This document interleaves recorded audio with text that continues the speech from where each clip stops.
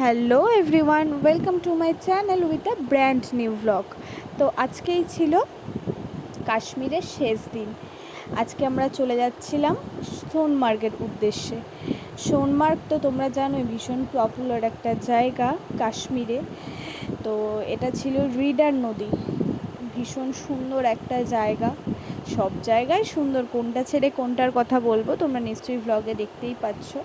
আর চলো তোমাদের নদীর কাছে নিয়ে যাই। এই দেখো, এটা হচ্ছে নদীটা, নিশ্চয়ই তোমরা দেখতে পাচ্ছ। আরও কাছে নিয়ে যাব, বাসটা একটু সাইডে দাঁড় করাক, তারপর তোমাদের আরও কাছে নিয়ে যাচ্ছি। চলো ততক্ষণ যাই।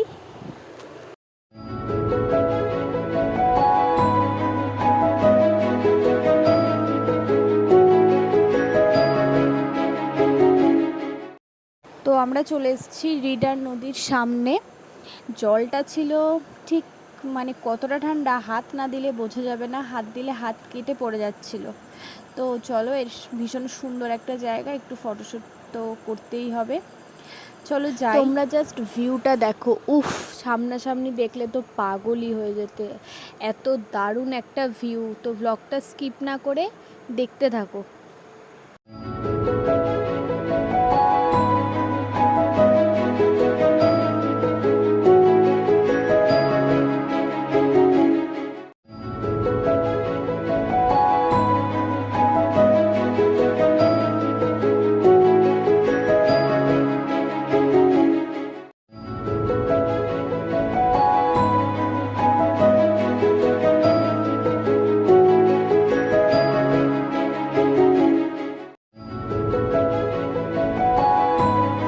দেখো, তারপর আমরা স্পটে পৌঁছে গিয়েছিলাম, সোনমার্গের স্পটে। তো আমরা ঘোড়া করে চলে এসেছিলাম এতটা দূরে। তো আমরা যাব এখন গ্লেসিয়ার পয়েন্টে। আমরা ঘোড়ায় চেপে চলে এসেছি এখন স্পটে। তো ঘোড়ায় চাপার ক্লিপটা ঠিক তোলা হয়নি, কারণ প্রচুর চড়াই উতরাই রাস্তা ছিল, তার জন্য তোলা হয়নি। আর জাস্ট তোমরা ভিউটা দেখো। তারপর আমরা বরফে একটু এনজয় করে বেরিয়ে পড়েছিলাম আবার হোটেলের উদ্দেশ্যে। তো দেখো, সাইড দিয়ে যাচ্ছিলাম, এটাও সোনমার্গেরই একটা রাস্তা। তো এই সাইড দিয়ে যাচ্ছিলাম। চলো আমার সাথে তোমরাও চলো। আজকে এই কাশ্মীরের যাত্রা শেষ।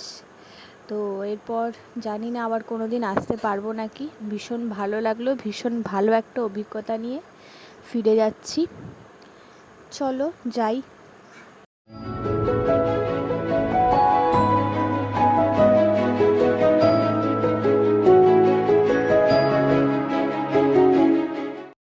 তো তারপর আমরা রুমে গিয়ে একটু রেস্ট নিয়ে শুয়ে পড়েছিলাম। আর এটা ছিল তার পরের দিন সকালে আমাদের বাস ছেড়ে দিয়েছিল। আমরা ছিলাম পেহেলগাঁওয়ের উদ্দেশ্যে। জানি কথাটা বলা হয়তো ঠিক না এত কিছু কাশ্মীরে ঘটার পরেও, কিন্তু আমি যেহেতু ভ্লগ বানাই, তো প্রত্যেকটা ভ্লগই আমাকে তো পোস্ট করতে হবে। তো তার জন্য আমি ছাড়লাম ভ্লগটা। যদিও এটা আমার অনেক দিনই এডিট করা ছিল, কিছু দারুণ লাগছে কারণের জন্য আমার পোস্ট করা হয়নি। তো তোমরা যেন কেউ কিছু মনে করো না। কষ্ট হলো সুন্দর পেহেলগাঁওয়ের উদ্দেশ্যে তখন পরিস্থিতি ঠিকঠাকই ছিল। তো তার মধ্যে মাঝখানে একটা আপেল বাগান আমরা দেখেছিলাম। তো আপেল বাগানে আমরা দাঁড়িয়ে পড়েছি, এখানে ন্যাশপাতির গাছও ছিল। আর এ দেখো, আমাদের একটা আপেল দিয়ে দিয়েছিল, ভীষণ মিষ্টি, না খেলে বুঝতে পারবে না, ভীষণ মিষ্টি খেতে, ভীষণ মিষ্টি ছিল ভেতরটা। আর এখানে নানান ধরনের চাটনিও বিক্রি হচ্ছিল। তো টেস্ট করার জন্য এরকম আমায় দিয়ে দিয়েছে, আমি এগুলো টেস্ট করে নিয়েছিলাম আর পারচেসও করে নিয়েছিলাম 2-3টে চাটনি। তো দেখো, আপেল বাগানের ভিউটা অসাধারণ ছিল ভিউ।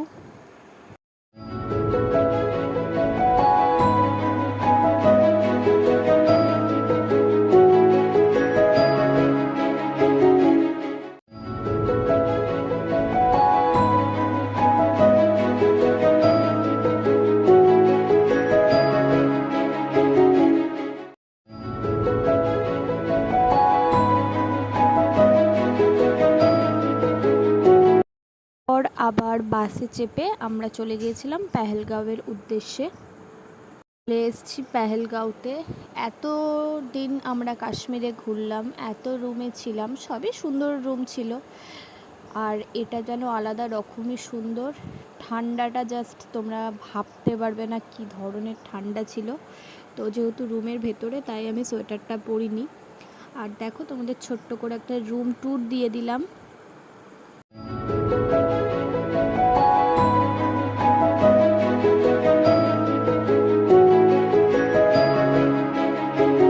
আমরা বিকেলে বেরিয়ে পড়েছিলাম সাইট সিনের উদ্দেশ্যে। এটা ছিল আরু ভ্যালি। এটাও খুব সুন্দর, ভীষণ সুন্দর একটা জায়গা।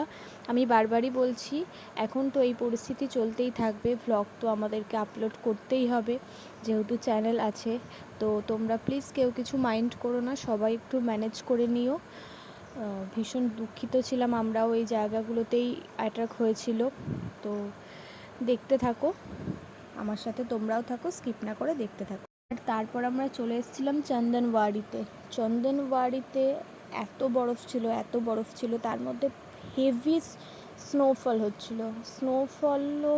আমরা স্নোফল হালকা দেখেছিলাম, আর বৃষ্টি প্রচুর হচ্ছিল।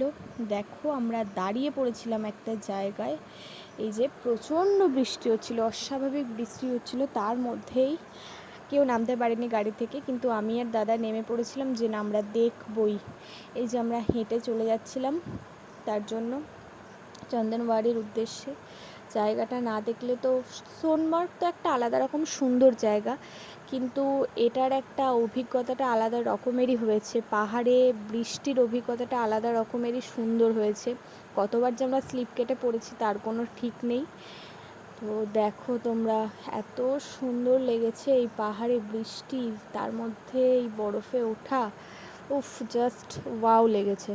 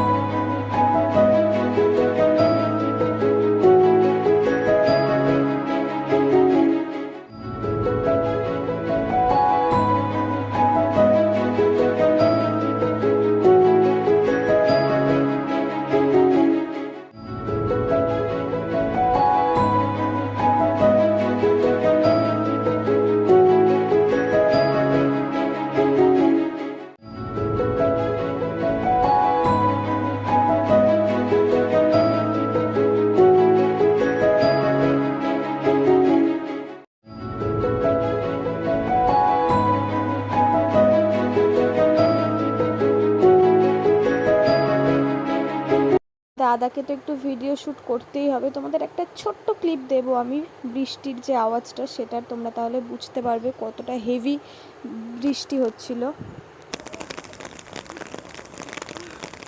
তারপর সন্ধেবেলায় আমরা রুমে ফিরে গেছিলাম, তারপর বৃষ্টি সমানে পড়েই যাচ্ছিল। তো এটা ছিল রুম থেকে বাইরের ভিউটা, সন্ধ্যের ভিউটা।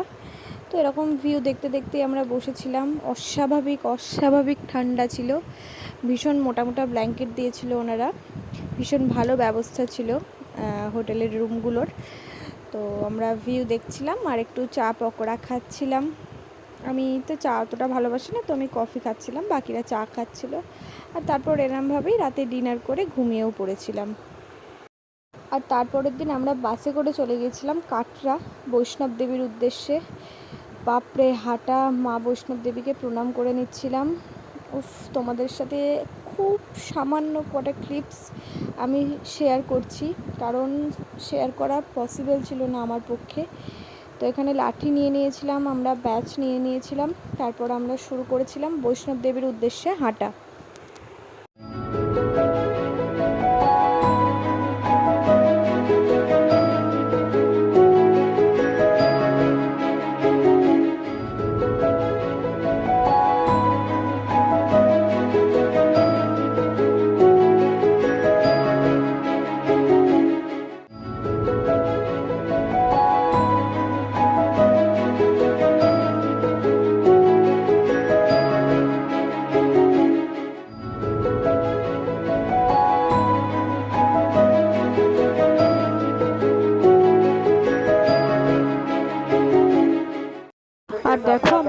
হাঁটতে ঠিক কতটা উঁচুতে উঠে গেছি আমি তো ভাবতেই পারছিলাম না যে আমি হেঁটে নিজের পায়ে এত উঁচুতে উঠে পড়লাম। তো সবই মায়ের কৃপা। তারপর আমরা সকালে গেছিলাম, পৌঁছে 6:30টার সময় আমরা পুজো টুজো দিয়ে আবার সেফলি বাড়ি ফিরে এসেছিলাম। তো ট্রেনের ভিডিও আর তোমাদের সামনে আনিনি, এই রাস্তা দিয়ে গাড়ি করে যাচ্ছিলাম বাড়ি, তো সেই ভিডিওটাই তোমাদের সামনে এনেছি কিছুটা। তো চলো আবার একটা নতুন ব্লগ নিয়ে তোমাদের কাছে আসবো। কাশ্মীরের ব্লগ শেষ। তোমাদের কেমন লাগলো ভিডিওটা জানিও, ভালো লেগে থাকলে একটা ছোট্ট লাইক করে সাবস্ক্রাইব করে চ্যানেলটা আমার পাশে থেকো। তো চলো যাই বাড়ি, আবার নতুন একটা ব্লগ নিয়ে তোমাদের কাছে আসবো। ততক্ষণের জন্য টাটা, বাই বাই।